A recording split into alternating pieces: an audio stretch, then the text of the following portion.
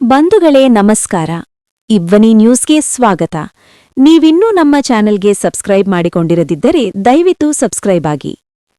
ಅಂಗನವಾಡಿ ಕಾರ್ಯಕರ್ತೆಯರ ಗೌರವಧನ ಹೆಚ್ಚಳಕ್ಕಾಗಿ ಬೃಹತ್ ಬೆಂಗಳೂರು ಚಲೋ ಕಾರ್ಯಕ್ರಮ.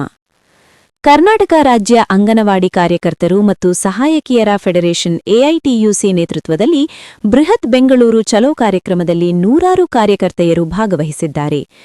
ಬೆಂಗಳೂರಿನ ಫ್ರೀಡಂ ಪಾರ್ಕಿನಲ್ಲಿ ಗೌರವಧನ ಹೆಚ್ಚಳವೂ ಸೇರಿದಂತೆ 6ನೇ ಗ್ಯಾರಂಟಿ 2011ರಿಂದ ನಿವೃತ್ತಿರಾದವರೆಲ್ಲರಿಗೂ ಗ್ರ್ಯಾಚ್ಯುಟಿ ನೀಡಬೇಕು, ಬಲವಂತವಾಗಿ ಡಿಎಲ್ಒ ಜವಾಬ್ದಾರಿ ಬೇಡವೇ ಬೇಡವೆಂದು ವಿವಿಧ ಬೇಡಿಕೆಗಳನ್ನು ಈಡೇರಿಸುವಂತೆ ಆಗ್ರಹಿಸಿ ಪ್ರತಿಭಟನೆ ಹಮ್ಮಿಕೊಳ್ಳಲಾಗಿದೆ.